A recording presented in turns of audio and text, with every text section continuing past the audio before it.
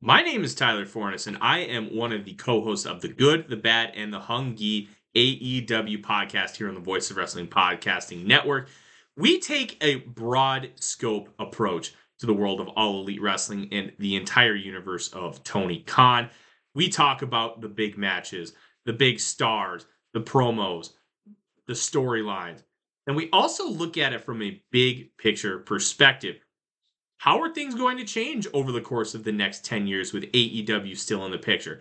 How are companies like WWE going to adapt and adjust to AEW? Are they going to be a similar way like they did with WCW in the late 1990s? Will there be a counterpunch? We talk about all of that and more on The Good, the Bad, and the Hungy every week on the Voices of Wrestling Network.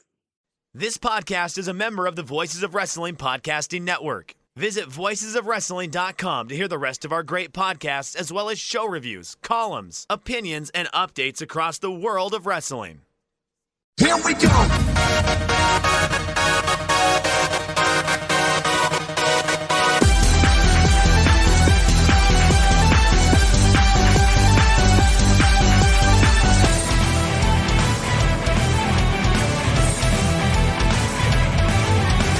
Baby, kiss me like a love song. 소란 너무 거리. Whoa, 君へ片思い。涙の失恋も。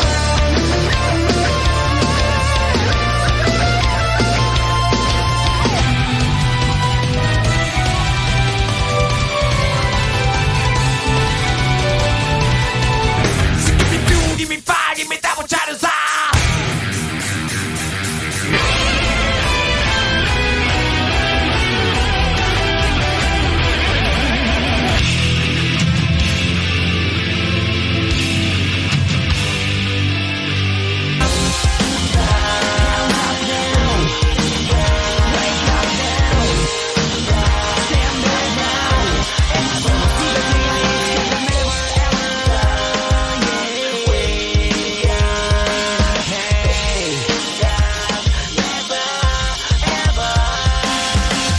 You're listening to the Emerald Flow Show on the Voices of Wrestling Podcast Network. Welcome to episode 60 of the Emerald Flow Show. We're a podcast on the Voices of Wrestling Podcast Network. You can follow us on X at Emerald Flow Show, and you can listen to us on all of your podcast apps.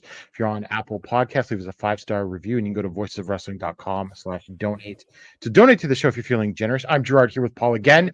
And Paul, we made the executive decision to return sooner than we thought, like a week sooner than we thought, because there's a lot to cover. And in particular, one big show that popped up that I felt like we needed to cover. Yeah, no, definitely. Actually, I also realized and I only realized that like 5 minutes ago, is that it's actually better if we record like today or this week rather, because next week is like literally the busiest week at work for me of the entire year. So it's probably better if we do it this week. Yeah, or at least if we do record next week, we can just do a quick episode of the Noah and the All Japan show. Yeah. In and out type thing, because we have a few things to talk about here and a few little news and notes. But we start, I don't know the last time we talked about DDT. Paul, do you remember? Maybe it was Peter Pan, maybe? Yeah, it might have been. So anyway, I think maybe we touched a little bit on King of DDT. No, just for Ray Saito. Oh yeah, that's true. Yeah, never mind. Yeah. So yeah, I mean, I think that the reason A, this is a show that's worth talking about. B, I think DDT's really picked up in quality from the back half of last year, especially. And I thought a lot of people actually definitely took time to watch out this show more than usual among people. So I thought we're going to do it, and I watched this live. So we're going to talk about DDT Judgement 2024, their 27th anniversary show from Korakuen Hall with 1,491 fans. That's a super low vacancy in Korakuen these days. And a lock pack too. So. Oh yeah, they're getting a little less. They're just trying to fill out Korakuen now instead of going to Oda Ward, but they're going to go to Sumo Hall for Peter Pan. Yeah, and I mean, it might also be maybe they just couldn't get a date on Oda Ward before, like, Oda Ward's something closing, that might also be the thing. So yeah, well, it's not closing permanently, just getting renovated. But, yeah. I think All Japan will have one of the last shows there later this week. I think it might be the actual like last wrestling show or something in there before it closes. So we start off with the first match, the intern wrestler match, Tsubasa Suzuki debut match. Soma Takao defeated Tsubasa Suzuki in 9 minutes and 1 second with a perfect driver.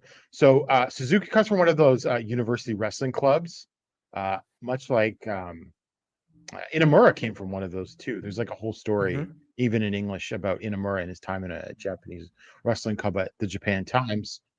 Anyway, he did wrestle one match in PPP, but that's debatable whether or not that counts. Yeah, not really. I mean, it's PPP. I feel like I could get a match in PPP if I tried hard enough. If you paid them enough, they definitely. Yeah, that's the thing. Yeah. So I thought he looked real good. I thought, like Suzuki, that is. I thought, this is a simple back and forth match. He got to show off his high spots, and I mean, he's definitely like got sort of like a DDT vibe to him, like high flyer, handsome guy, colorful, like obviously like Ibushi influenced, although he goes with the red instead of the blue and gold. But I think they're doing it as a thing, saying, "Oh, can he find a place in DDT?" I think he's already got one, and this is just a story. Yeah, because otherwise they wouldn't debut him on a show this big either. No, absolutely. And putting him up against like Soma, he's not a top guy, but it's not like he's nobody. He's a veteran, though. Yeah, exactly. So that was a good opener. And then the Yuya Kuroku return match, Toy, Illusion, Rukia defeated Yuya Kuroku and Kazuma Sumi in 9 minutes and 1 second with the Kojima impact from Toy on Kuroku. I thought this was really good. I thought Kuroku looked very good returning from injury here. Of course, doing the traditional Japanese booking where he takes the fall in his return match. So yeah, I mean, I'm really high on Rukia lately too. We'll talk about more of him later. So yeah, a good debut or a good return for Kuroku, although his partner's gone. Yeah, that's the awkward part. But yeah, no, but I agree. Otherwise, I mean, very solid, just like solid 6-man tag match.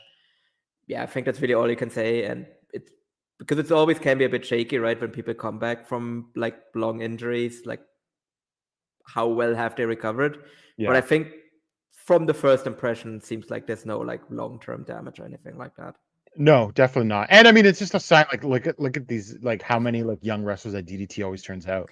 Yeah, that's always the insane part. Where this, I mean, but I think one of the problems that DDT has is that like at least like 60% kind of get lost in the shuffle. Like they do turn out like an insane amount of people. You could tell a lot. You could tell like someone like, to be honest, like Rukia, even though I like him, like he's not going to be a top star. Yeah. But yeah, no, the actual like output of the DDT dojos. I mean, I feel like they should share some of these people with Noah. I mean, sure. I talked about this before where I'm like, why does this promotion have 2 dojos? When one of them is turning out like people, like so many people that some of them get lost in the shuffle, whereas the other one has like 3 people. Like maybe 5 guys in the last 6-7 years. Yeah, and like 2 people that became successful ever out of the dojo. Yeah. And then next up, Kaisuke Ishii and Shinichiro Kawamatsu defeated Toru Owashi and Gorgeous Matsuno in 9:26 with a 2-arm screwdriver from Ishii on Matsuno. I mean, this was a comedy match. Kawamatsu is that politician who wrestles in like a business suit. Yeah. And had his feud with Osamu Nishimura. I mean, Matsuno is ancient at this point and does all of the I'm too old to be in the ring spots. Yeah, I mean, it was what it was. But I mean, Ishii's like an incredibly underrated wrestler and always has been. So I enjoy seeing him. But that's about the highlight of this match for me. Yeah, pretty much. I also agree with Ishii just being very underrated. Like, because I remember he had that like All Japan like junior title reign like years ago at this point. Yeah, this is like I think 2013, 2014. Yeah, and that was like during a very dark time. I think otherwise of the junior division, that was one of the high points. And then I also don't think he's done much. Just the highlight between 20-minute Ultimo Dragon and Kanemaru matches. Yeah, exactly. So, but he hasn't really done anything since then, I feel like. Well, I mean, he's a Gambare regular, but he doesn't Yeah. even seem to do that much there. But I'm not an expert on that, but doesn't seem to be anyway. Special singles match: Aikido versus Super Sasadongo Machine went to double sleep, 7 minutes and 10 seconds. This was a painfully long Super Sasadongo PowerPoint presentation. Even I felt longer than usual. It went on for so long that my stream died in the middle of it, and it took me a while to notice. Since I was watching this live, I considered getting up and doing something else and just leaving it on in the background. I don't know. I mean, this isn't. I mean, this was obviously like a very DDT style comedy match. Then the slow motion stuff started. And some people even were raving about it, but it's just not for me. So I don't really have much to say about it. I mean, I will say I did actually love when they basically did the second flashback with Super Sasadango, right? Because they did the whole thing where Super Sasadango Machine covers Akito for the pin, and then they start the slow-mo stuff, and there's the video package and everything, and then he does the heroic kick out, and then they do the whole slow-mo sequence, which then leads to Sasadango Machine being in the submission, and then they do the second heroic basically the second heroic flashback for him. And I did love for that one, but then that one went on for way too long, and then it just ended with. And again, the joke was yes that it went on for so long that everybody just fell asleep. But yeah, what I will give the match is that it did at least make me laugh once. So there's that. There you go, mission accomplished.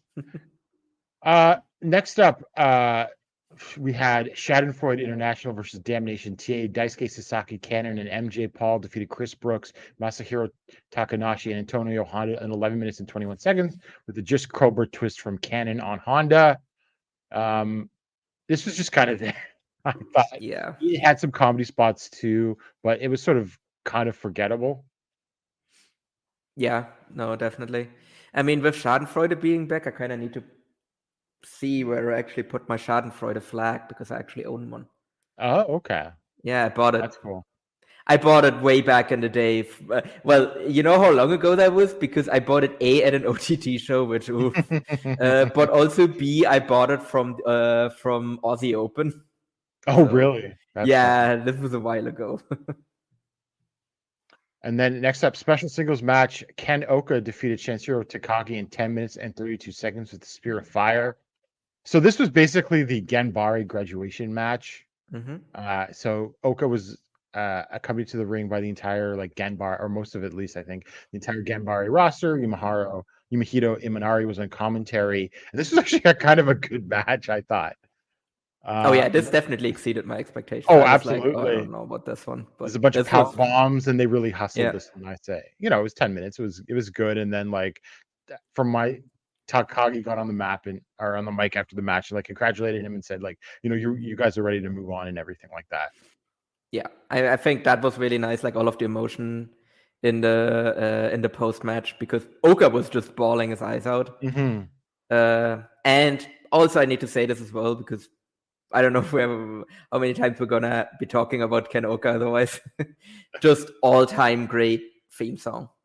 Yes, definitely. Just bad communication, just a great bop, and I might need to see next time I go to Japan, hope that it coincides with a Ganbare show, just so I can be live there for that, because it's probably super fun to be in the audience for that. Yeah, so I mean, both these guys are older too, so mm-hmm.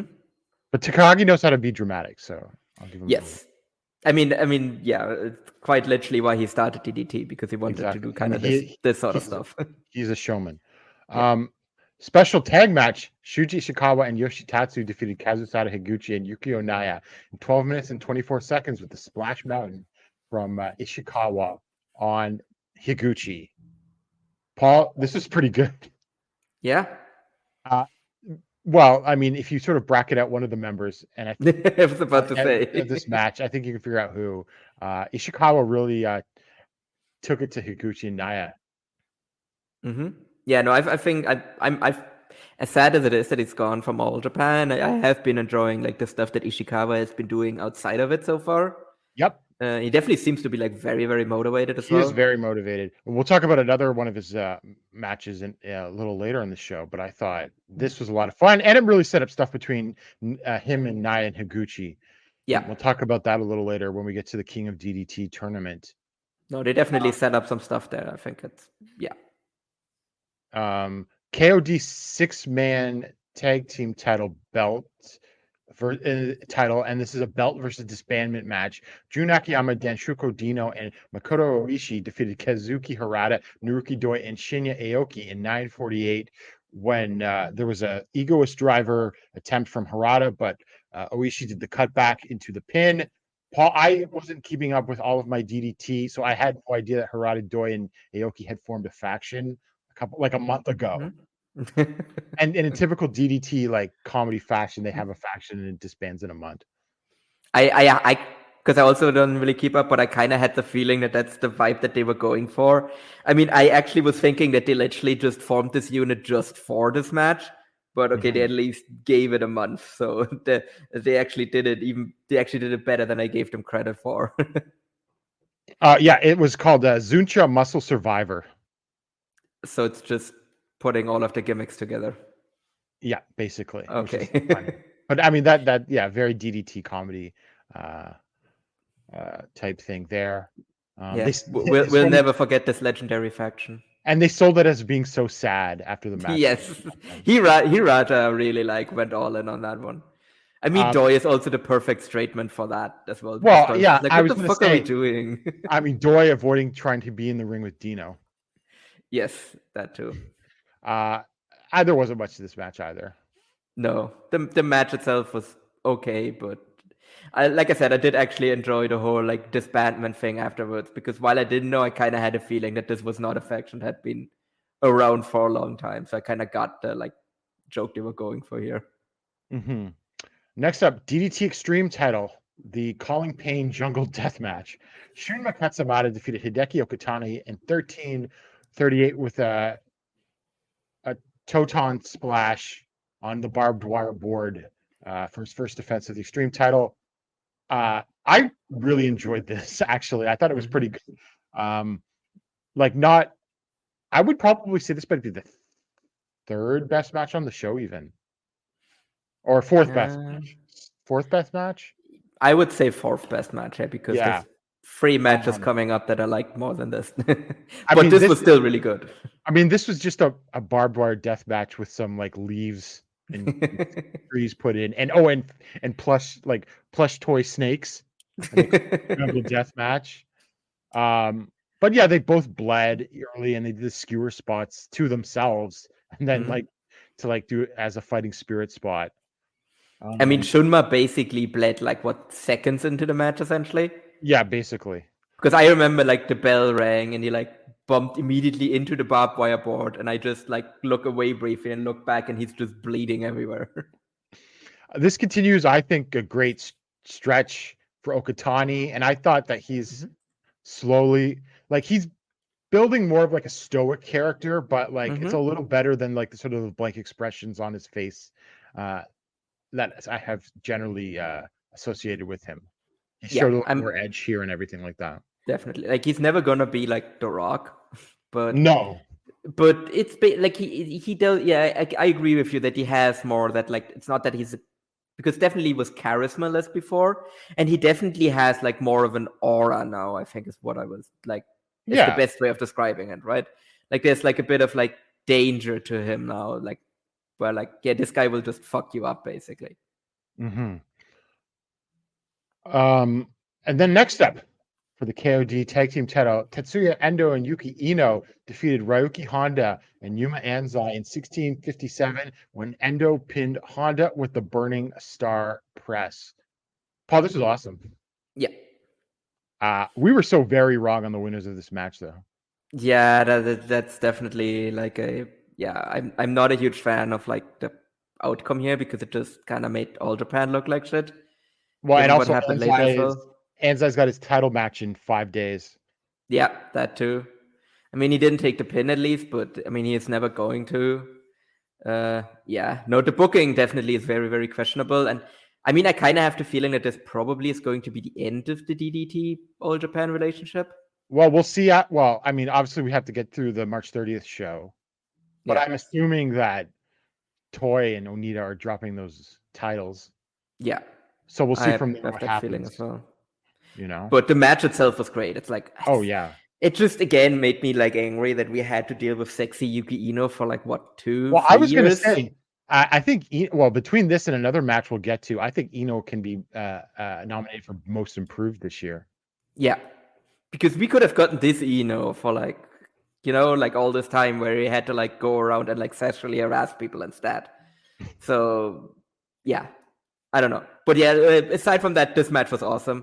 I think Endo's kind of slowly but surely kind of regaining his aura that he, let's be honest, lost when he got knocked out by Nakajima.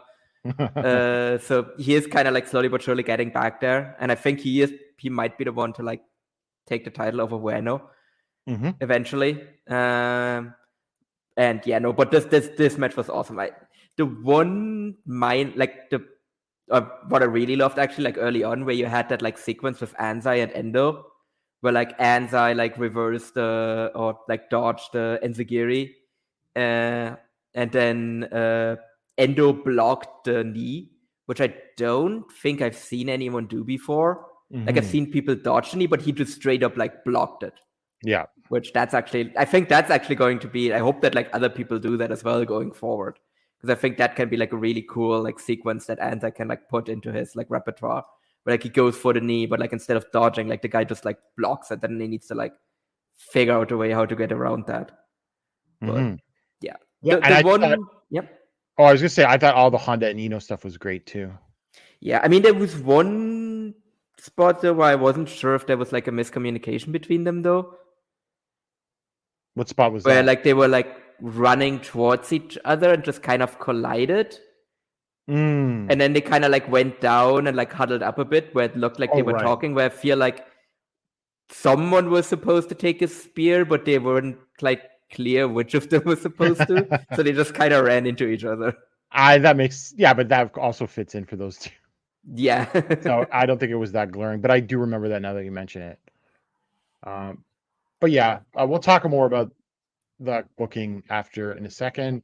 DDT Universal title.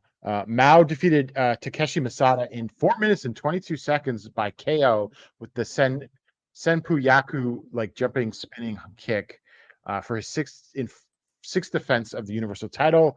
I mean, I thought this was perfect for what it was. It was obviously like Masada, the rookie, standing up to Mao, and then he got like a high kick on Mao for the like a near 10 count, and then Mao was just like all over him and fought back, sort of put him in his place type thing.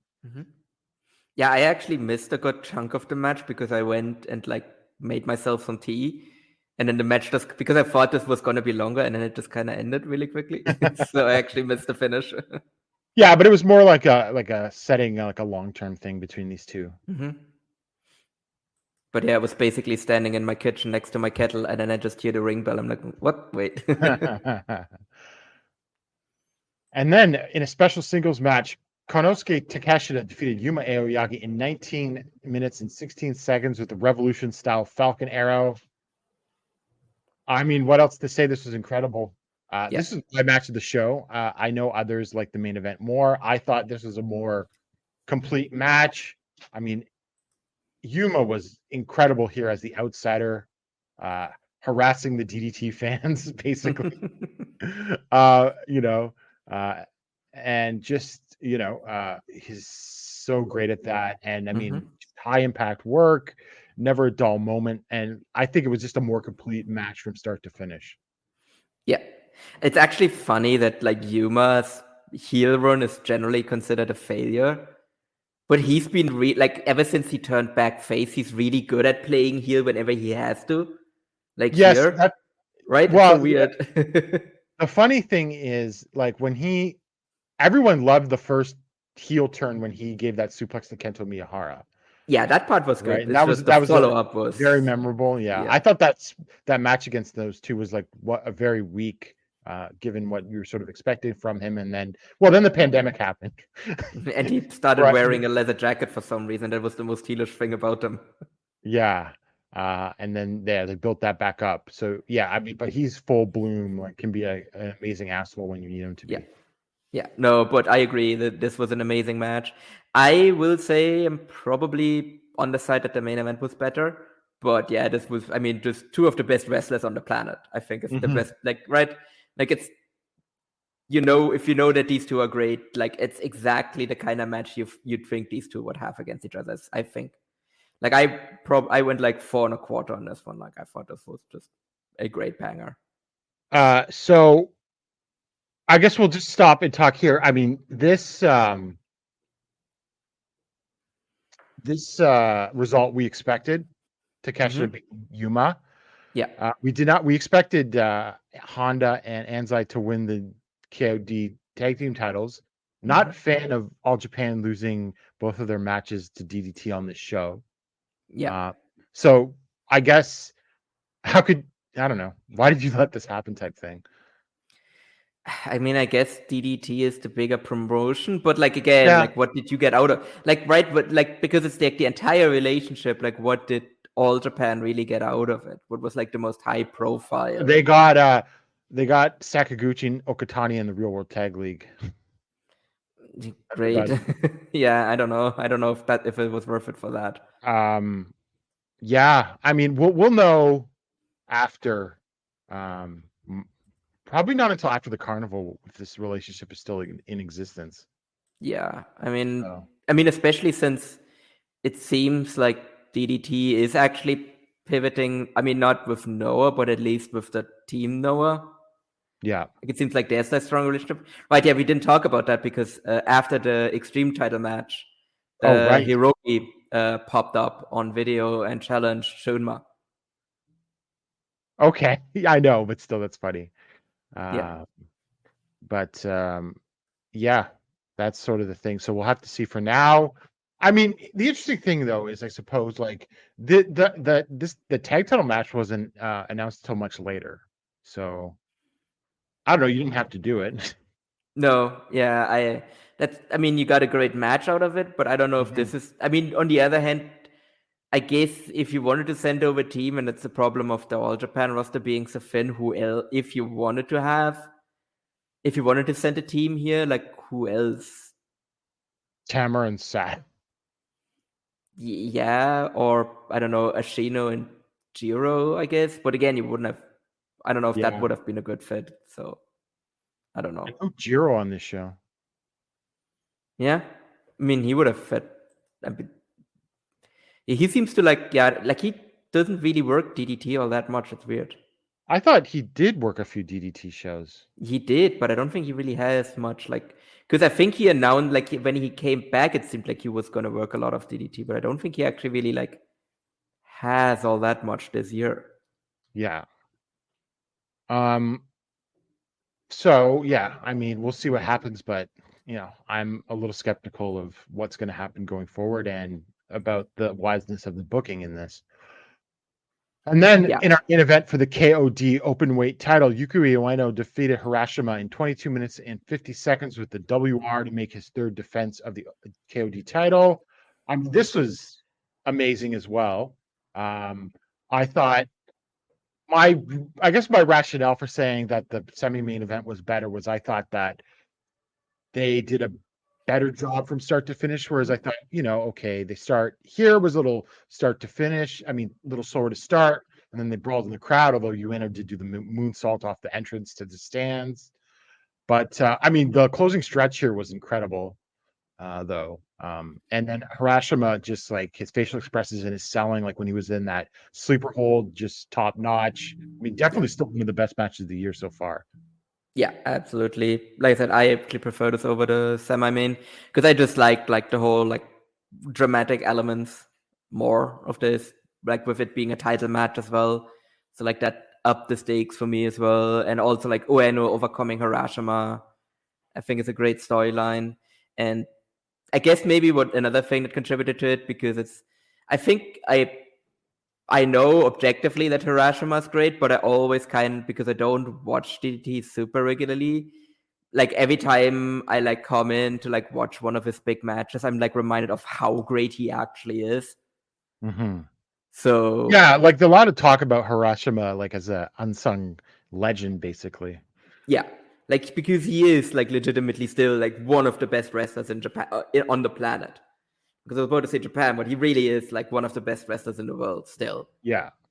And like this was a reminder of that. Like, yeah, as you said, like I really loved when he was in that sleeper hold. That was just amazing. And just there were like a bunch of like near falls like on either side that I bid on and everything. So that really helped it for me as well. And yeah, I went like 4.5 on this one, and I'm definitely I'm going to see if I can find a space for this one on my like match of the year list at the end.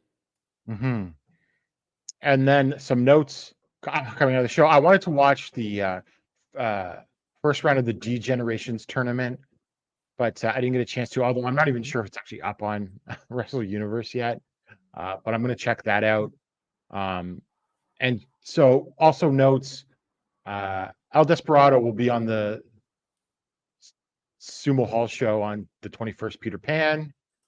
And also, since it's the 20th anniversary of King of DDT, we've got the entrance, which is Poison Swatted Julie, who won in 2004, Shenshiro Takagi, Danshuko Dino, Hirashima, who was the winner in 2010 and 2013, Shuji Ishikawa in 2016, and that's probably why he pinned Higuchi. Tetsuya Endo, the winner in 2020, Daisuke Sasaki, the 2018 winner, Kazusada Higuchi, the 2022 winner, when things seemed very different in DDT. Yeah. Chris Brooks, the 2023 winner, Yuki Ueno Mao, Yuki Ino, Yuki Onaya, Cannon, and Takeshi Masada. And then the winner of the D Generations Cup 2024 will be the 16th man. I think that's a pretty good lineup, actually. Mm-hmm. And I'm going to watch this tournament. Oh, yeah, no, same. I'm looking at that lineup, and like that's a banger pretty much. I mean, some exceptions, obviously, like Sasaki and Julie. But I think otherwise that there isn't really like. Well, I haven't watched the Poison Swatted Julie match in maybe 20 years. Yes. I don't know how they are these days. Yeah. It's they're getting up there in age. Yes. So that's DDT. I think we might have to pay more attention to it. No, definitely. This was a really good show. I mean, like it's not just that, Well, but it's I mean, also it was like a, if they're gonna. it was a 6 or well, I mean, they called it a 5-hour show, but it went 6 hours. Yeah, because they were like they did 2 intermissions. 2 intermissions. They sort of needed that, but yeah, they did. Like the crowd very badly needed that as well. I can just see. I would assume that like Korakuen probably ran out of like chicken and beer at some point. Yeah. So we'll move on to Pro Wrestling Noah. First news note: Manda Busoya has nerve damage issues in his elbow, and he's going to have surgery and will be out. So that could be a long one. Yeah, this Noah is just cursed right now when it comes to injuries. Yeah. So this could be like a year thing. Yeah, I mean, yeah, it really depends like how bad the nerve damage is. Yeah. So because it like it could be a year, it could also be like I don't know, a month, basically. Mm-hmm. Yeah, it's really who knows. We might be seeing him, like we might be talking about him like in 2 episodes, or we might not be talking about him until like next spring, basically. Yeah. So Noah Sunny Voyage on March 13th at Akria Himeji for 298 fans. All I have to say is I watched Jack Morris versus Ryohei Iwa and Kaito Kiyomiya versus Anthony Green, and I thought both of them were very fun matches. I thought Jack Morris versus Oiwa especially was a lot of fun. Just like great matches to sort of build up to what we thought was going to be the match. Yeah. Yeah, it really is a shame that match like didn't happen because they built like I said, I will give Noah credit here. Like they did a really good job of building up that match, and then for it to like get ripped away at the last second is just bad. So those were worth watching. And then on The 14th, I watched Go Shiozaki versus Junta Miyawaka, which was a fun little match. I mean, Go won that, obviously. And then Anthony Green beat Ryohei Oiwa in 820 with the bad-looking face. Again, another solid match. I think Green has really come into his own in Noah, I think. Yeah, Like, he has even as a adapted to the singles- style. And even as a singles guy. Because I really like both of these singles matches. I mean, Oiwa and Kiyomiya are great, too. And they can carry someone. But, that was another good one. So I think he's become a better worker than Jack Morris, actually. Yeah, I mean, he was always like a very solid worker. So I think for him, it was always more of the question if he can adapt to the style in Japan, which I think he has done. He has done now. Yeah. Whereas for Morris, I mean, he was complete unknown. So yeah, and Green has more experience than Morris to begin with. Yes, that too. So we go to Great Voyage 2024 in Yokohama on March 17th in the Yokohama Budokan in front of 977 fans. Yeah, it's not great. But if the match hadn't been changed like a couple days before, this couldn't have broken 1,200, could it? I don't know. I mean, they definitely would. I mean, obviously, they would have gotten above 1,000 at the very least, because there would have been more walk-up, which obviously didn't happen now. I don't know if there would have been enough walk-up to add like another 230 tickets. No. Yeah, that's a good point. But they definitely, I mean, it wouldn't have looked this bad at least, yeah. And then, so in the first match, Hayata, Ninja Mac, and Alejandro defeated Dragonbane, Alpha Wolf, and Super Crazy in 11:21 with the diving foot stomp from Mac on Bane. This was a great opener, and let's say the weaker wrestlers in this match were well hidden. Yeah, Hayata didn't do a whole lot, and Super Crazy. I was actually surprised that Bane took the fall here. Yeah. As well, since I had the feeling that maybe they're going to move both of them up to heavyweight, but it seems like they're back to being juniors now. Because he took a loss to a junior here, but yeah, otherwise this was a very good opener. Yeah. And then Daikinaba defeated Shuhei Taniguchi in 8:44 with the Triple D. I thought this was a fun little match. And exactly sort of the thing that I expect out of Taniguchi these days, like solid mid-card wrestling, and they sort of walloped each other. So this was a nice little match here. Yeah, especially since this kind of got put together late as well. Yeah. So yeah, I think they did about as well as they could have. LJ Clury defeated Hajime Ohara in 7:22 with the crucifix hold. I mean, it was there. Yeah. Not much. Like, why are we still protecting like Ohara, where he is only can lose to like LJ on like a fucking banana peel roll up? Like, why? I don't know. I could see them heating up Cleary for a junior title match at some point. Well, probably not. That's the other thing. Is LJ a junior? I thought he was, but I could be very wrong on that. I mean, that's the thing. Like, I don't think they ever made it very clear, but I have a feeling they also never really make it all that clear to the wrestlers themselves. Because remember when we just talked about Green. Remember when Green challenged for the junior title and then he was announced for the N1 like 2 days later? Right, yes. That was because of an unforeseen incident. Yeah. Yeah, that was because Thatcher had visa issues, but still.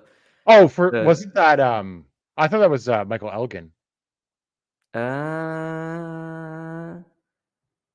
Was that the Elgin thing, or was that the Thatcher had visa issues and couldn't come?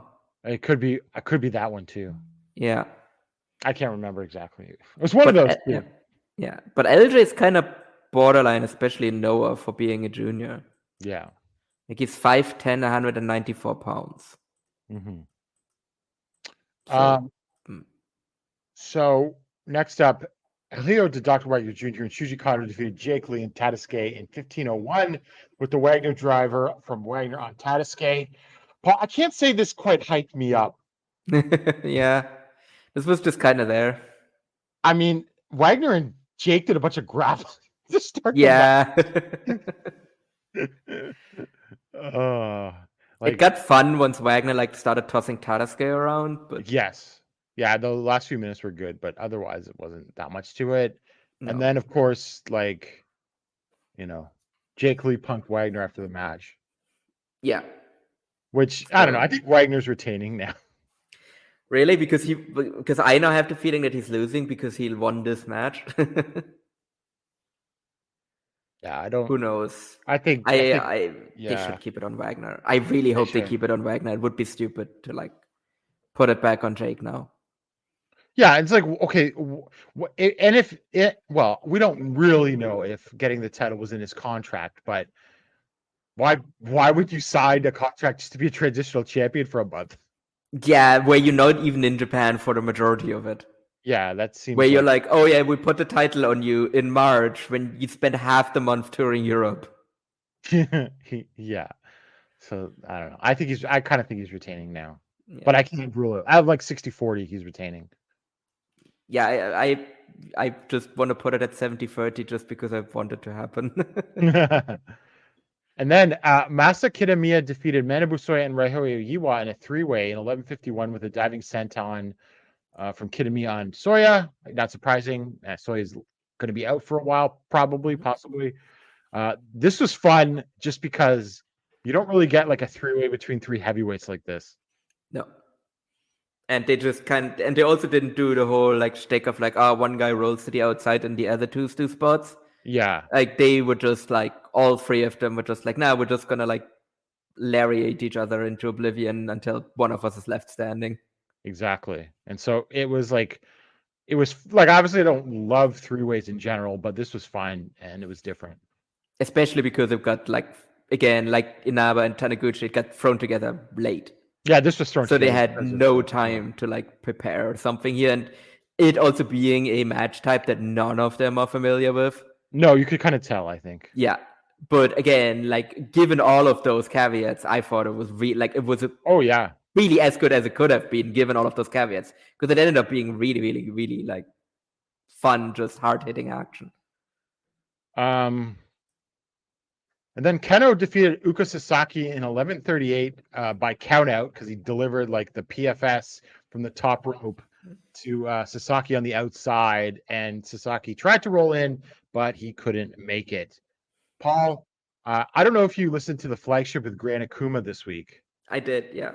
Where Gran Akuma live brought Rich around on Uka Sasaki. But he made a good point that Sasaki should stick to the wrestling and not the MMA shoot style stuff.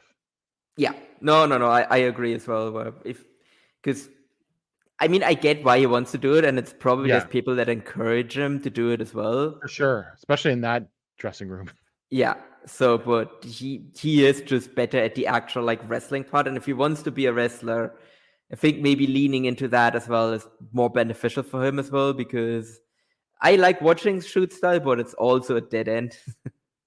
Yeah, and Gran Akuma's point also was that Sasaki looks a little hesitant with some of the shoot style stuff because he doesn't want to Nakajima someone. Yeah, or he wants to legit choke out Keno. Or pop out someone's elbow, pocket or something, But I thought that was a really good point about that. And, I think that, and I do think that Sasaki has been improving. I thought this was good, not great and solid, but obviously an important match, I think, for Sasaki to have in terms of his development as well. Yeah. And actually, what Gran Akuma said, because for me, there was always some, I was a Sasaki has talent, but there was always something that seemed off about what he was doing. Yeah. And once Akuma, once I listened to that, I was oh yeah, no, that that's what it is. He's holding back when he does the MMA stuff, and that's the weirdness there. Because what he does is technically it looks not bad, because obviously he knows how to apply that stuff. But then it also looks off somehow, and yeah, that's what it is, because he doesn't want to hurt someone, and that's what makes it look off. And so him actually sticking to more traditional pro wrestling stuff would be good, because he looks good whenever he does it. Got a nice little RKO. Yeah. Yeah. Becomes okay. Japanese Randy Orton sounds mean, but he becomes Randy Orton, but good. I don't even know what that looks like. Because that could be any wrestler that just doesn't grab a hold. Yeah, actually, that's true. Actually, And then next up was the elimination match. Naomichi Marufuji, Takashi Sugiura, Yoshinari Ogawa, Junta Miyawaki, and Yu Owada defeated Go Shiozaki, Mohamed Yone, Akitoshi Saito, Atsushi Katoge, and Hiroki in 22-17. Hiroki defeated Ogawa with the Stuka Splash in like 29 seconds, which is funny. And then Sugiura eliminated Yone by front net block, referee stop in 8:40. Saito went over the top rope at 14:13. Sugiura went over the top rope at 14:25. Shiozaki eliminated Miyawaki with the go-on lariat. Owada eliminated Hiroki with the backslide. And then Marufuji eliminated Shiozaki with the Tiger King. I thought that this was a little slow to start, but I thought after like maybe at like the 15-minute mark, shortly after Saito got eliminated, this really picked up. The stuff with Miyawaki and Shiozaki was great, and then Owada just looking like $1 million in there, getting the huge, and the crowd really popped for this. The backslide on Hiroki, and then Fuji and Shiozaki just did the chop the shit out of each other to finish this off.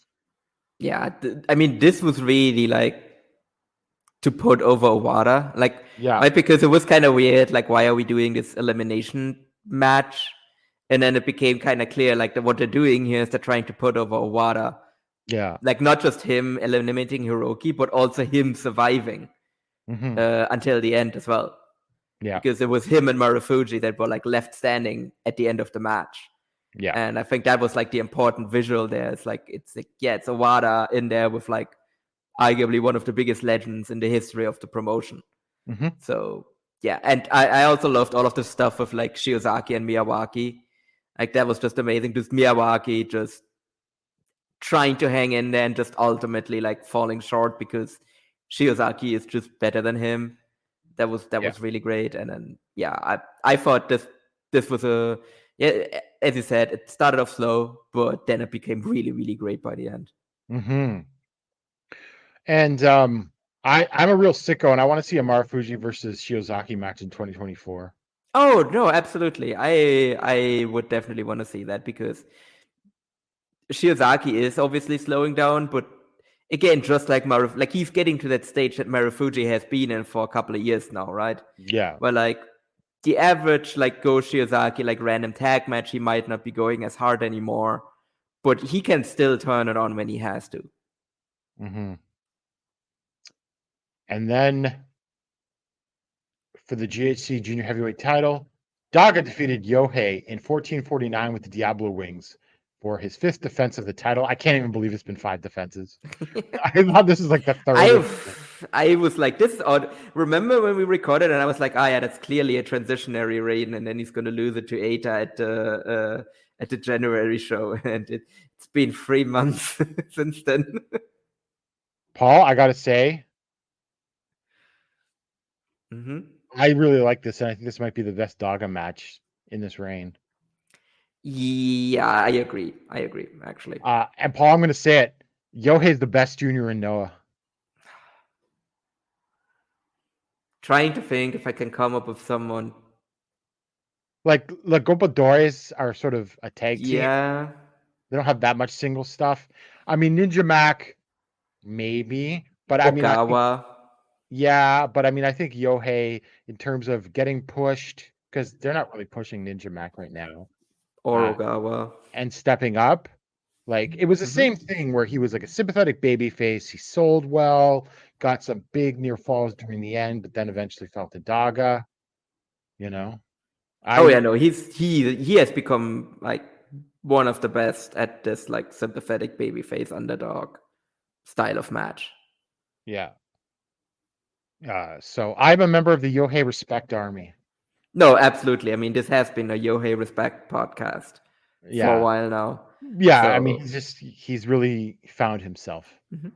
And I feel like even his biggest haters, Rich, slowly but surely coming around on that. Yes, definitely. For sure. So that was good. I don't even remember if someone challenged after this match. I don't. Now that I think of it. So no, I don't think anyone came out. And then in our main event, Jack Morris and Anthony Green defeated Saxon Huxley and Timothy Thatcher in 21-30 with the shooting star press from Morris onto Huxley for their fourth defense of the titles. Look, I mean, it was okay to good. They tried. They really wanted you let you know that Real were heels because they gave both guys pile drivers on the outside. Jack Morris's shooting star press looked a little sloppy, but whatever. And they tried, and it was good, like a 3.5-star match. But definitely deflating from what I thought they could have done with Oiwa and Kiyomiya. I mean, the other thing as well is because obviously you have to make like Huxley and Thatcher the heels in the match. But like it's weird because Morris and Green were obviously the heels in the whole like build up to the original match. Yeah. And then the heels in the title match, but you kind of had to because you had to switch the match. Like I'm not going to judge them too harsh here because shitty situation basically. Yeah. But it was still like a weird match structure, and that kind of hurt the whole thing for me.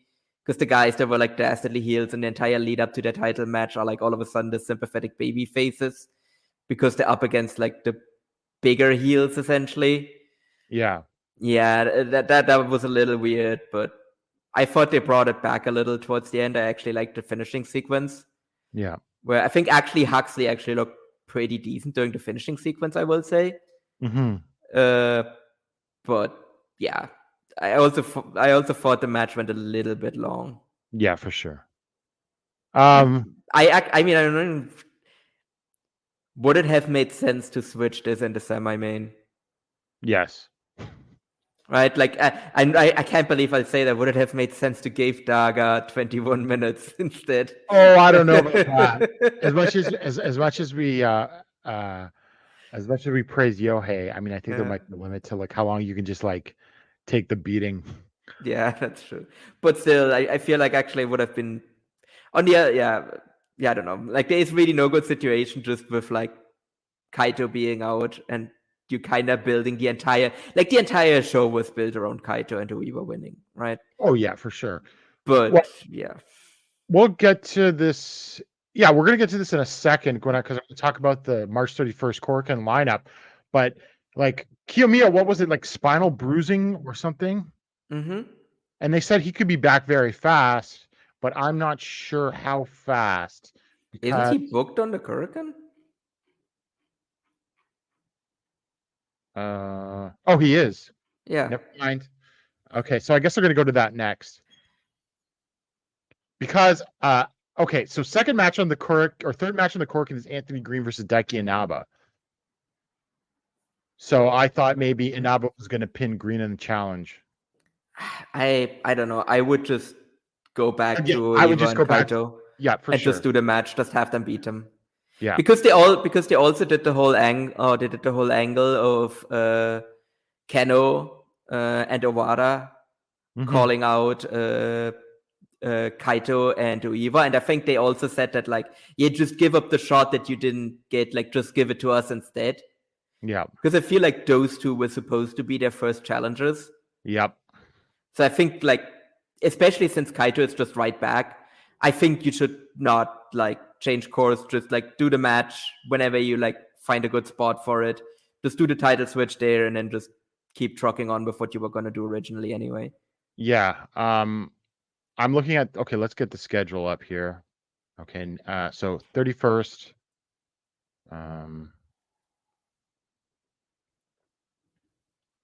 Well, we got Edion number 2 in Osaka on April 7th. Yeah, perfect. We got a Korakuen on April 11th. You can do it there, yeah. That might like both of those are like good. Both of those I think are like perfectly acceptable. Those are the biggest in April. The Thursday, April 11th is live on Samurai and Wrestle Universe. I mean, actually, it might be a bit big for that. But if you want to do a splash thing, Why not do it on the first episode of the second season of Monday Magic? I was just going to bring that up. First episode of Monday Magic returns on Monday, April 1st. Yeah, if you want to do like a big splash, right? That might be like a little bit of a blessing in disguise because then you also tell people that you need to watch that if you do like a big title change there. That's a good point. Yeah, that's not a bad idea at all. So Monday Magic is coming back on April 1st, and I'm looking forward to it because that was the best thing in Noah. Yeah, absolutely. And I mean, in this case, it's also leading up to the Sumo Hall show. Yeah. So we're probably gonna do. Oh yeah, but are they gonna give all these ridiculous storylines on Monday Magic now? I mean, are we gonna see the big return of the foolish fighting Sakuya? Oh yeah, the great Sakuya. Oh god. Oh god. I really hope they just memory hole that one and just pretend it never happened. We'll see. We'll see. We'll know very soon in like a week. Yeah. So Korakuen on the 31st, real quickly. First match, Masa Kitamiya versus Shuhei Taniguchi. That'll be great. Bring it on. Mm-hmm. Yeah. Second match, Takashi Sugiura and Hajime Ohara versus Go Shiozaki and Atsushi Katoge. That should Why be good. not? And obviously Ohara will be eating the fall. As Hopefully. we said, Anthony Green versus Daiki Inaba. I'm looking forward to that. Mm-hmm. Then we got Daira Yoshinari Ogawa and Super Crazy versus Ninja Mac Alejandro and Junta Miyawaki. Could get a challenger out of that. Mm-hmm. Kaido Kiyomiya and Ryohei Oiwa versus Keno and Yu Owada. I mean, I assume that Kiyomiya and Oiwa are going to win this, but Owada's going to put on a valiant fight to the end. Yeah, but he's going to lose here because they did the draw in the tag league, so he's going to take the loss here. And I feel like this might have been their first offense, actually, originally. It might have been, yeah. Then we got Naomichi Marufuji versus Uka Sasaki, which I think we talk about Sasaki doing more pro wrestling. This is a good opponent for that. Yeah. More Shiozaki, less Aoki. Yeah. And then Jack Morris, Yohei Tadasuke versus Hayata, Dragonbane, and Alpha Wolf. Could be good. Mm-hmm. Probably get like a tag title challenge out of that. Junior tag title challenger. Perhaps. Yeah. And then main event.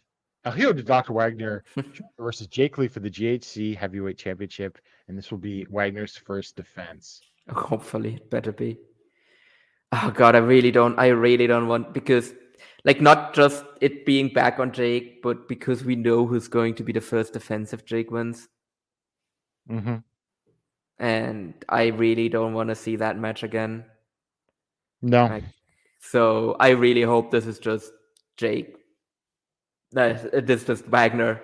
Wagner just beats him, and we just move forward with Wagner and see where he goes. Yeah, hopefully. Yeah, you're right. I totally forgot about the Fujita draw. That's sort of hanging over this. Yeah, that's the thing. Like, that's the other thing where I'm like, I really don't, Because, I mean, here's the thing. You could still do Wagner Fujita. I mean, not that I'm a big fan of that, but Fujita, like, Wagner only beat Fujita by like a banana peel roll up. Yeah. Back when they faced off in the N1. So, like, there is grounds theoretically for Fujita to challenge. Mm-hmm. So you don't have to do Jake versus Fujita. Yeah. And then we go on to No Limit Break on March 20th at Yokohama Radiant Hall in front of 330 fans, Super No Vacancy. We had Yu Owada defeated Rukia in 9-17 with the crab hold. Very solid rookies match, I thought. Yeah. I mean, Owada definitely looks impressive. Yeah. I'm curious if they're actually even going to send him on excursion or not. Well, he's getting a lot for not being on excursion yet, so I don't know. Exactly. That's what I'm thinking. And then Muhammad Yone and Hiroki defeated Yuto Kikuchi and Harutoki in 11:38 with a Stuka splash from Hiroki on Harutoki. I thought this was just sort of there. Yeah. Not much. Just a whole lot of nothing. Yeah. Yeah. And then Kazuyuki Fujita and Atsushi Katoge defeated Kazusada Higuchi and Black Metsubre in 13:29 with the kill switch from Katoge on Metsubre. I gotta say, I was somewhat surprised that like Metsubre could even get like a roll up on Fujita at one point. So I'll give him that. This is actually better than I expected. I really like the really? stuff with Higuchi and Fujita. Yeah, exactly, right? They laid into each other, and that really made up for it, right? And all the others here are good, right? Menso Ray is underrated if anything, but Fujita could just drag it down, but he didn't really hear. No, he seemed to have like a lot of. I mean, I guess because Higuchi is like a former sumo, so he has like I think the thing with Vegeta always is you notice very obviously if he has respect for his opponent or not, and it seemed like he had an actual he had actually had respect for Higuchi here. Yeah, because Higuchi might be one of the few people that could also just actually fuck up Vegeta if he wanted to. And then Jun Akiyama and Akitoshi Saito versus Shuji Ishikawa and Ren Ayabe went to a 20-minute draw. Again, I thought this was a solid match. Nice to see Akiyama and Ishikawa again in the ring together again, and I thought they worked well together. It didn't drag as much as I thought for these guys going 20 minutes, considering the age of some of the people in this match. Oh yeah, I was really surprised that they went time limit draw on this one. But I thought this was very solid. Yeah.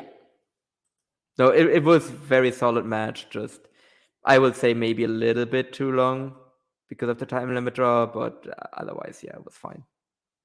And then Tetsuya Endo and Yuki Ino defeated Go Shiozaka and Genta Yubari in 25-32 with the Burning Star press from Endo on Yubari. This went long. This could have had a couple minutes chopped off of this, but I thought this got real good by the end, though. Mm-hmm. Yeah, I actually watched this one before I watched the DDT show. Oh, okay. So yeah, at that point I was already like, man, this is the Yuki Ino we could have gotten all this time. Yep. I was just gonna say, between this and that. Yubari, never seen him before. He's a JTO guy. I mean, he looks like an indie scummer. I was like, he really stuck out in terms of his look, where it's like you just see him all in there, like Tetsuya Endo in his like fucking like ace coat and chiseled body. Yeah, like Yuki Ino, and then Go Shiozaki, obviously, and then like one of these things is not like the others, basically. Go Shiozaki is a very handsome man, and and then this guy, Genta Yubari, with his strainy blonde hair. And his like scruffy beard and everything. And his simple black singlet. Yeah. That being said, I thought he was okay, and like I wouldn't be against him on an All Japan undercard or something. This seems like he seems like a guy that All Japan brings in whenever they're like in some sort of like small town and they need to bring in like a local indie scummer to like sell some additional tickets. Yeah. So that is Noah and Limit Break. I think despite the changed main event in Yokohama, and the sort of frustration we might have had on our last show, I think things could still be good as long as they don't put the title back on Jake Lee. Yeah, this is really the big thing. Like if they just do the title switch that they wanted to do originally and don't do the title switch with Jake, I think they're in a good place. Like, because I feel like we would also have been talking very differently about the Yokohama show, even if it had drawn badly, if it had the original main event. Had done the title change. Absolutely. They salvaged the show the best they could, I thought. Yeah, they were dealt a really rough hand there, and they still managed to put out a pretty decent show anyway. So that is Pro Wrestling Noah. And so we move on to All Japan. They had the Dream Power Series 2024 on March 20th at the Saitama Icos Agio in front of 279 fans. I don't know if that was a sellout or not. It wasn't, but I don't think it was that much. I don't think you could probably get more than 350 people in there, though. No. Tops. So first match, since this is in Saitama, it was Ryuji Hijikata defeating Ryo Inoue in 7:52 with the Fisherman's Buster. I got to say, I thought this was a good little match. Mm-hmm. No, I really enjoyed this as well. I mean, Hijikata, when he wants to, can still turn it on. Oh, yeah, he can. When he's not under a mask. As whoever that would be, I don't know who he would be masked as. So that was a good opener. Dan Tamura versus Seigo Tachibana went to a time limit draw in 15 minutes. I got to say, I was somewhat underwhelmed. I thought these two could have a better match than they did. Yeah. No, I was also like, I was really excited for this one, and it wasn't bad, but I mean, it was very much a house show match, right? Like it was kind of a Yeah. rough effort. Yeah, that was the thing, that these guys excel their best when they're having a big singles match, really. And otherwise, it was somewhat going through the motions. I think it would have actually helped if this had been shorter. Actually, I Oh, feel for like sure. if they had gotten like 10 minutes, I think they probably would have worked a bit harder because they had less time. Yeah. And then Shotaro Ashino and Kuroshio Tokyo Japan defeated Suwama and Hikaru Sato in 10:46 with the Ikemen special from Kuroshio on Sato. Again, just there, not bad at all. Yeah, no, it was solid, and I did actually like the finishing sequence with Jiro and Sato, because I think they actually did that nicely, where like Jiro just kind of caught him on the roll up, and yeah, I thought the finish was fine, and yeah, decent enough match. Yeah. Jun Saito defeated Kuma Arashi in 9:22 with the cycle break. Paul, this is what they're keeping from us. Yeah, but why is he not in the carnival? He should be in the carnival. Oh my god. Absolutely should be in the carnival.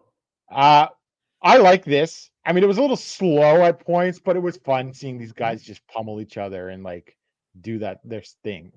Yeah. I'm probably higher than most on this, but it was a lot of fun. Look, I have been a Kuma Arashi defender for like way longer. Like I have been I was a Kuma Goro defender, so like but yeah, I don't get why this guy isn't a regular roster member or not a regular roster member anymore. Because if we talked about this before, like I think he's better than Koji Doi now. And yeah, he was great here. And I think he was over as well. Like I think the crowd actually popped for him when he came out. So for sure. Yeah. So that's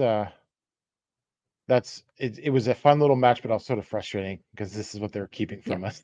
Again, he fits perfectly style-wise as well, and look-wise, and just everything. I don't get it. I mean, maybe he doesn't. Maybe it's on him. Like maybe he doesn't. Like maybe he's happy just doing this every once in a while. Like that could also be the option. But if it's not, then I don't. If it's from the side of the promotion, then I really don't get it. Yeah. And then PWF World Junior Heavyweight Title Skirmish. Yuma Aoyagi Musashi defeated Kento Miyahara and Rising Hayato in 20 minutes and 7 seconds with the Nitin Inchiro from Musashi on Hayato. I got to say, I thought that like Kento and Yuma like clogged up, or I should say maybe clogged a lot of this match doing their thing. Yeah. In the middle of that was weird because again, the point was like building up Musashi and Hayato, and then I mean, that's sometimes the problem, right? When you have the people that are as good as Kento and Yuma, where they can kind of just completely and it's funny because whole. Kento and Yuma were sort of going through the motions of their usual shtick. I mean, it's good, but it just was like, okay, I've seen this before, and you're clogging up and blocking what the actual story is. Yeah. No, very weird match structure, and I mean, it wasn't bad, right? Because all four of these are great, but it was just I didn't really come away like looking forward to like or being more excited about Musashi and Hayato than I was before coming into the match. Yeah. But kind of obvious where this is the whole like Hayato and Musashi thing is going though. Yes. No. Yeah. I mean, I very much hope that it's just Hayato defending the belt. And then in the main event for the Triple Crown skirmish, Katsuhiko Nakajima, Hokuto Omori, and Hartley Jackson defeated Ryuki Honda, Yuma Anzai, and Fuminori Abe in 13:53 with a face kick from Nakajima on Honda. I thought this was good because they kept it like a nice tight, just under 14 minutes. Mm-hmm. I like Omori, Nakajima, and Jackson as a faction, actually. Yeah. That would be like a perfect spot for Jackson as well, because he can like if he just like the heavy in a faction, I think that's because that's kind of what they were doing in Great as well, right? With him just being the heavy for BGI. Yeah, I got to say, Jackson has been good, I think, in his All Japan appearances recently. Mm-hmm. Yeah, I was surprised because I was like, when he came in, I was like, I don't know about this one. But look, I mean, okay. I even watched some of his stuff in Gambari, and it's just like he's just like old. He's in his 40s now. He's a big guy. Like he was slowing down, right? But he looks solid here. Mm-hmm. Yeah, definitely. Also, while on the topic of Jackson, Also, another one with just a complete banger of a theme song, but also I will always think of the like Kings of the North first when I hear that theme song before I think of him. So, we are going to we got the full match order for Oda Ward. We're getting actress time. It's Mirai Aono and Ayano Irie versus Kuki and Kanamic. I don't know if that's the bad translation. Because Koki is one wrestler, and then the other one translates as Kanamic or Kanamic. So I don't know about that. First match, Kaz Hayashi, Seki Yoshioka, and Fuminori Abe versus Naruki Doi, Sego Tachibana, and Ryo Inoue. This might be Kaz Hayashi's farewell to All Japan. Yeah, I was about to say that's probably his final like All Japan match ever, which is weird to think about because like he just feels like he has basically been around forever. He was the junior ace for like almost a decade. Yeah, and it's not just that because again he literally goes back to like when did he make his debut in like the mid-90s? Yeah, he's been wrestling like 30 years. He's got to be. Right? Yeah, because again he was there in WCW like right at the end, and he was in has just been a Pro. mainstay. Yeah, it's been a mainstay in Japan forever. Debuted November 19th, 1992. Oh Jesus, so even longer than that. Yeah, almost 32 years. It's weird to like consider that soon we're going to have a Japanese like junior scene without Kaz Hayashi. Yeah, it is. Yeah, those guys that you started watching when you were young are now retiring. It's crazy. Yeah, and unless they're Fuji will never retire. Yeah, or die. He will just wrestle forever until the sun swallows the earth. And then next up we have Takao Mori and Osamu Nishimura versus Kono and Toshizo. Okay. Yeah, sure. Why not? It's funny because the oldest guys in the match are not the issue. Yeah. And then Road to the Champion Carnival 8-man tag match: Kento Miyahara, Hokuto Omori, Kuroshio, Tokyo, Japan, and Renai Abe versus Yuma Aoyagi, Shotaro Ashino, Ryuki Honda, and Hartley Jackson. I'm going to assume that Abe takes the fall here, building into that story. Mm-hmm. Yeah, no, I assume that as well. Like, I'm still sticking to the thing where like he's getting one win in the entire tournament, and it's probably going to be over Kento. And then, if he's pinning Kento in the Carnival, then he's not leaving. And that's on the first night. Yeah, so we'll see. And then All Asia Tag Team Championship match, or maybe they had to give him that win to him to do the tournament. All Asia Tag Team Championship match, and this has finally been changed to an Electric Explosion death match. We got Atsushi Onita and Toei versus Hikaru Sato and Dan Tamura. There is only one acceptable result. Yeah, no, we need to end this whole Onita thing. It's been going on for way too long now. Although I suppose if Onita and Toei retain, it means more DDT. I guess, but like, is that really the DDT we want? No, it's not. Toei's fine. He's good. Toei's fine, but like, yeah. And then fifth match, PWF World Junior Heavyweight Championship match. Rising Hado versus Musashi, as we already discussed. Mm-hmm. I'm expecting some pretty good things from this match, and given that this is only technically an 8-match show with the Actress girls instead of like sometimes they've done like 10 matches on these Oda Award shows. I think it's going to get a decent amount of time. Yeah, I can see that as well. I just really hope that it's Hayato retaining, but I have no doubts that the match itself is going to be great, though, because these are two really good wrestlers. And then sixth match for the World Tag Team Championship, Suwama and Hideki Suzuki versus Jun Saito and Rei Saito with Taru, and it's with Taru, and Taru's face is on the match graphic. So, is he going to become a co-champion if he wins? Paul, could the Saitos lose this because Taru turns on them? Yeah, that's the thing, because I would Otherwise, I would have been like, they should just flip it back onto the Saitos. But putting Taru on there so prominently makes me think that maybe they just want to act like, because let's face it, the Saitos are faces already. Their face. Like they're playing up the heel thing, but like the faces. If you do the face turn after the match, it lessens the losing thing. Yeah. Right? Yeah, because that you can get out of them like losing clean, basically. Well, I don't think they're like, gonna lose clean. Oh yeah, no, that's what I mean. Yeah, you get out of like they're not gonna lose clean, basically. It's what I'm getting at as well. But like I guess like Taro maybe like fucks up the powder throw, and then like one of them gets rolled up by Hideki or something. Look, I'm not against that necessarily, but I don't want like 20 interference spots from Taru in this match either.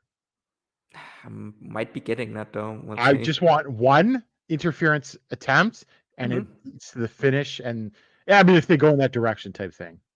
Yeah. But then again, remember how we were talking about like, Suwama's finally going to turn face, and then it took like 3 months until that actually happened. I feel like it's a little different with the Saitos given their media role. I don't know. Yeah, no, that's the thing. Like, because the crowd also treats them like faces, basically. Yeah. So I think that could happen.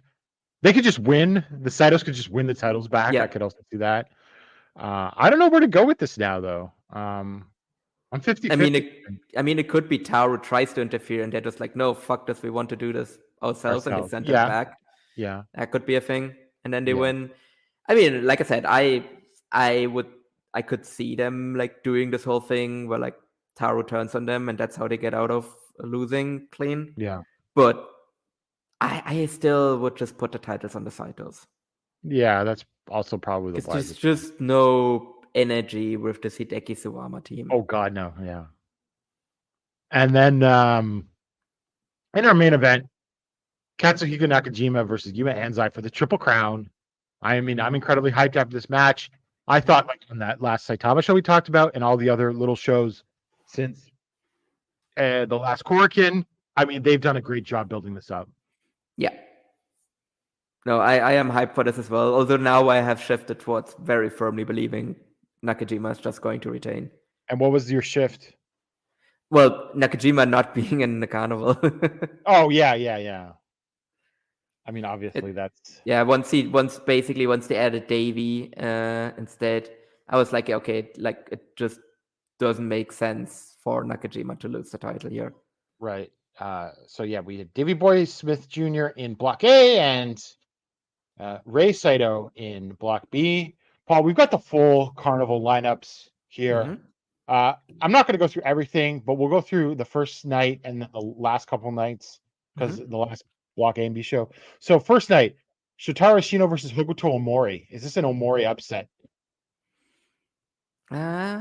Might be. I still don't feel like Omori is going to get a whole lot of wins in this tournament. No. But this might be one of them. Yeah, we'll talk about something later too with Omori.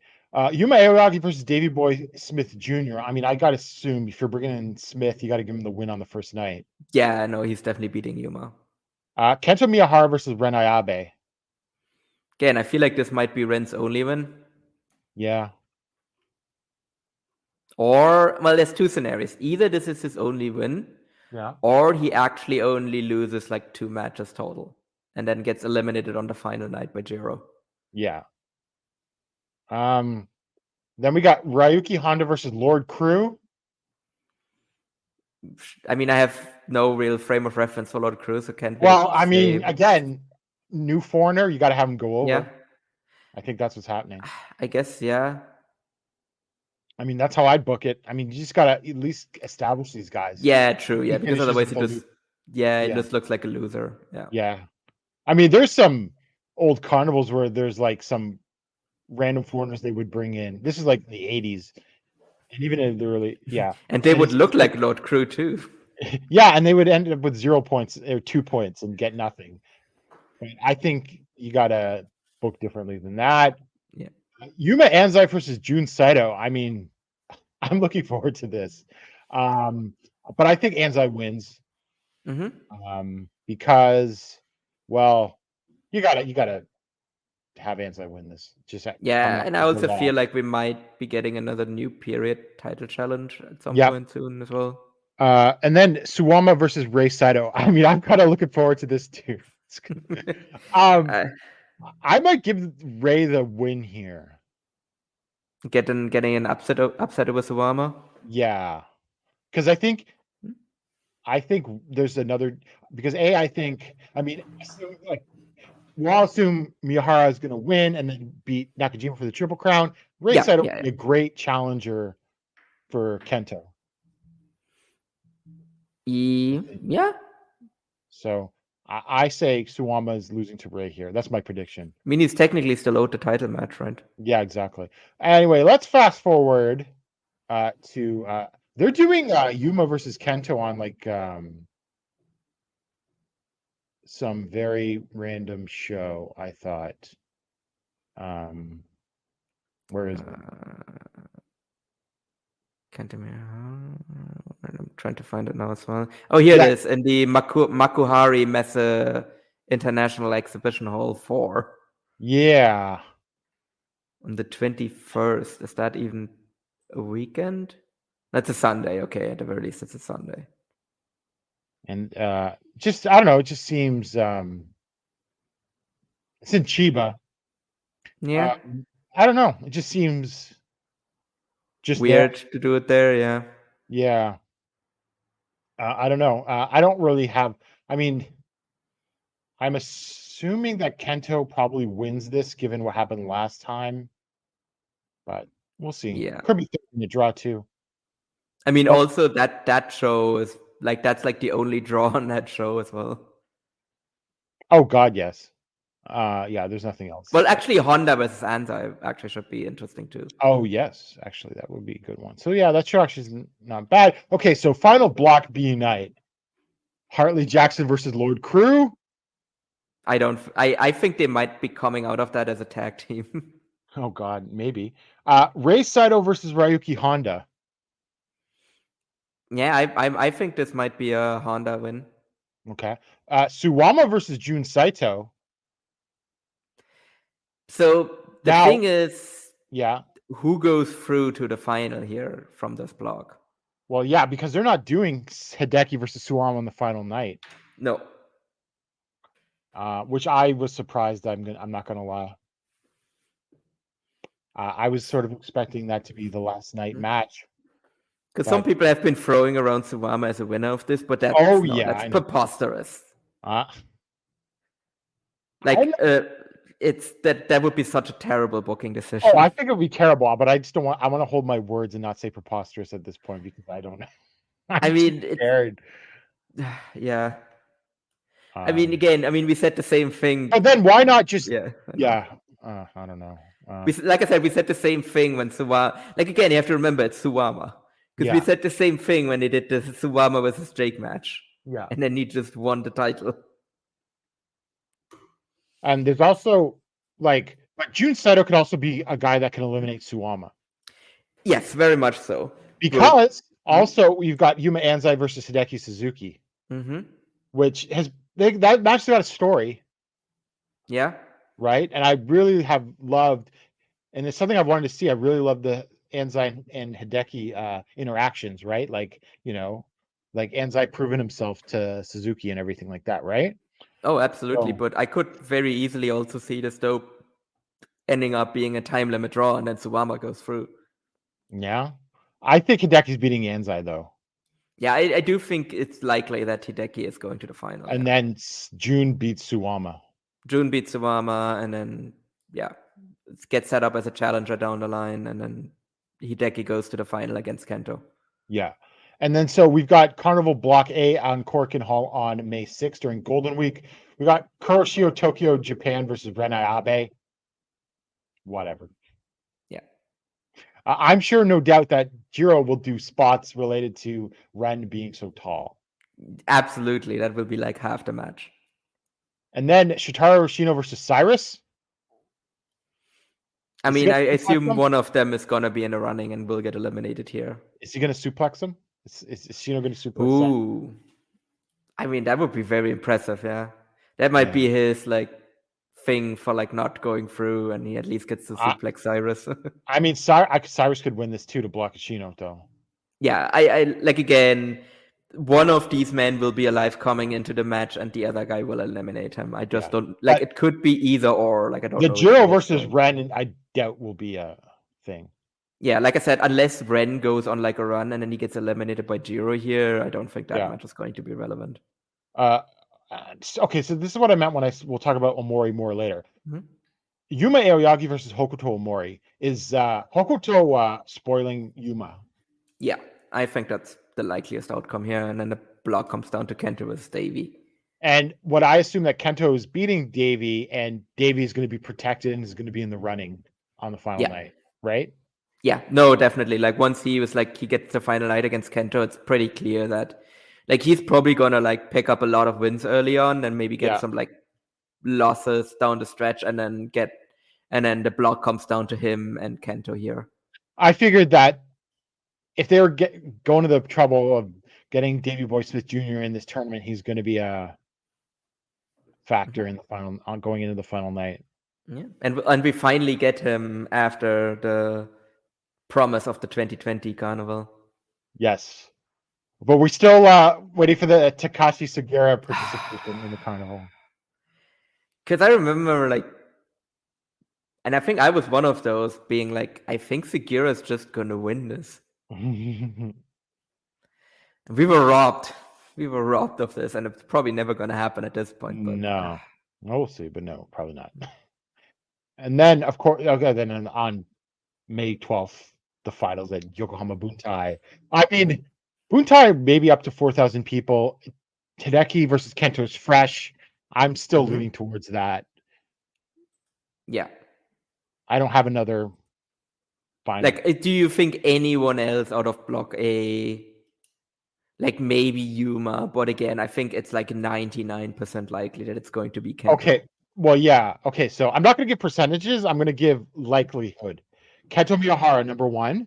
Yeah. Yuma Aoyagi, number 2. And Shotaro Ashino, number 3. See, I wouldn't even say there is a number 3. I would put Oshino at number 4 and just leave the number 3s for empty. Oh, Paul. Look, it's not against Oshino. I'm literally wearing a Master of Suplex shirt right now. But I just don't think it's likely that he's doing back-to-back Carnival wins. No, probably not, unfortunately. That is probably the case, unfortunately. But, well, Paul, now that you've got the lineup and everything, how do you feel? I'm seeing a lot of mixed reactions to this. Not super hyped or everything. I like the lineup overall, but it is missing that, like, flashy outsider. Yeah. I think that's what disappoints people, right? Because there isn't, like, not even just that there isn't, like, a flashy foreigner or anything like that, but there's no, like, flashy, like, Japanese outsider. I mean, like a Sugiura would have been in 2020, right? Yeah. But, I mean, the fact that there isn't really any... I mean, it's not even just that, but there isn't even any outsider, really, on the Japanese side. No. Hideki is technically it. Yeah, but he's a tag champion. I think Block B looks better with the Ray in there. I do believe. Ray Saito versus Jun Saito. I would assume that Ray gets his win back because Jun won on New Year's Eve. Yeah, I would assume that as well. I would keep them even when they do singles. I would not have one of them get too far out ahead. No, that doesn't make sense either. I feel like the company sort of goes back and forth on who they want to make this, who they want to do like an actual singles push with. Because I think there's like pros and cons to each. Yeah, but I don't even think you really need to do like super serious singles pushes with either, because the value is in them being twins. Yeah, of course. Like once you have twins, like you keep them together. Like you don't pick up a twin tag. And June got his title shot this year, and I think Ray will get a title shot probably. I mean, if you're putting the belt back on Kento, he's going to need people he hasn't faced before. Yeah, he needs fresh challengers. And Ray fits that bill. Mm-hmm. Unfortunately, so does Jiro. So does Jiro. So does Hideki. I mean, so does you. So does No, they have never had a Triple Crown match, right? Who? Yuma, Anzai, and Kento? Kento? Like they've had No, a singles match, but not not for a the Triple Triple. Crown match, yeah. Yeah. So I mean, there definitely are like a lot of like actually Ren Ayabe. If Ren Ayabe gets a pin, that might be a Triple Crown match. yeah, I wouldn't be against that. You can't do that. You can only do that in Cork. In fact, you might not want to do that even in Cork. Yeah. I mean, I will actually say, because like it is still a thin roster, but I will like just looking over it, there are actually like outside of like Suwama and like Yuma Aoyagi, there are actually like a lot of people on that roster now that would be fresh challengers for Kento. Yeah, there definitely will be. And I think Ren in the carnival will clarify his position in the company going forward. Yeah. I mean, it also seems like a lot of tension that was there at the beginning of the year seems to have been smoothed over. Well, I mean, Omori's back. Ishikawa Yeah.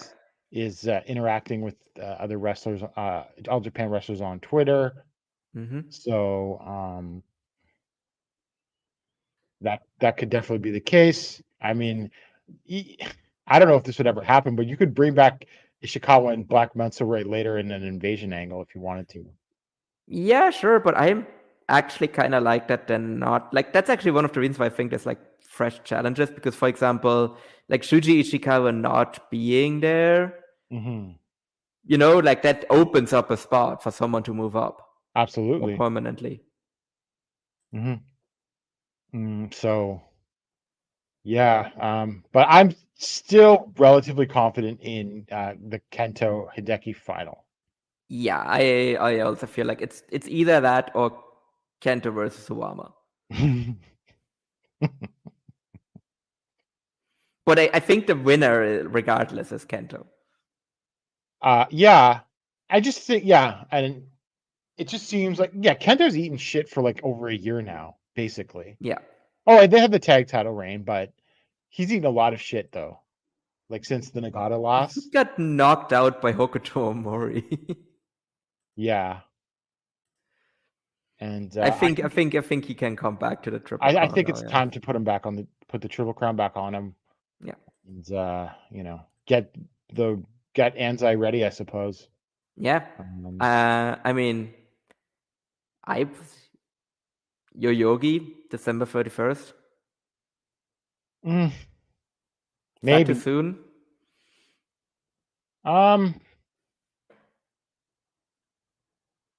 I think it might actually be.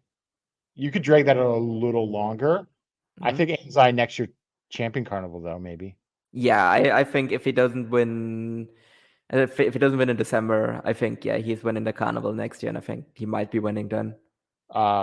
It's just my only concern is like where does Yuma Aoyagi fit in all of this, right? I mean, he might be the December challenger. Yeah. And I guess like you could do it either ways. You could have Anzai beat Aoyagi. You don't have to have him beat Kento, I suppose. Yeah. Because I think be wanting to save that. I mean, I know they did the big Yuma beat Kento in a Triple Crown match, but I think there's still value in having Yuma win the Triple Crown from Kento. So that could very well be the December 31st match, because I don't really see many alternatives barring another big outsider at this point.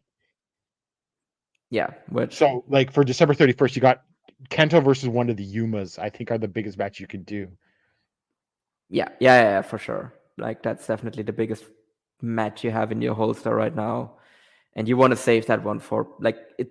I get that they're doing it in this weird Chiba show, but I feel like if you keep them apart for the rest of the year, you can definitely main event Yoyogi with that. That's why I think Kento is beating Yuma Aoyagi in that Carnival match. Because because Yuma had got 2 straight wins over Kento. He pinned him in the Carnival and then retained the Triple Crown. Yeah, that's true actually. So I think it's time for Kento to get that win back, get another win back to sort of to even that up going in maybe. So we'll see. I mean, I don't know. Lots of things can happen in that time. But so that's everything. I think some good stuff going on, but we still have to wait to see how certain things play out, whether it's the All Japan and DDT relationship, whether it's who's going to win the carnival, or whether or not Jake Lee, we're going to get another GH Lee title reign. Please not. Yeah, I mean, there's definitely a very cursed timeline we could come out of here. Oh, which absolutely. There's a couple which of, is yeah. Jake as the GHC champion and Suwama as the Triple Crown champion. Yes, hopefully not. But let's. Or Hideki as the Triple Crown champion and Fujita as the GHC champion. I don't know which one is more cursed. Hideki beating Nakajima for the Triple Crown would go up there in all-time booking malpractice, right? Yeah. Because you had the whole Kento, for lack of a better term, Kento finishing the story. Yeah. And then you give it to Hideki Suzuki instead for no reason at all. Yeah, that I would put that on my list. Oh, I was going to say, just a couple of housekeeping notes. 2024 marks 25 years of me watching Japanese wrestling. So I am starting on a very list of the worst of Japanese wrestling in the past 25 years.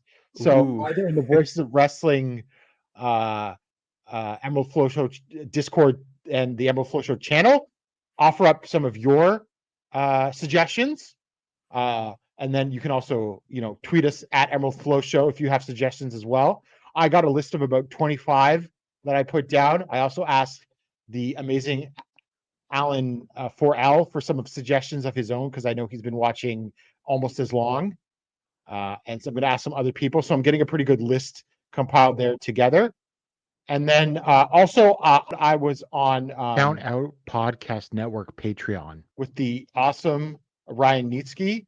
And we talked about, does Kento Miyahara have a Wrestling Observer Hall of Fame case to be in the Hall of Fame? Because he's going on the ballot this year. Oh. So we talked about Kento's strengths, his weaknesses, and whether or not he deserves a vote in the Hall of Fame. Mm-hmm. So that should be out very soon.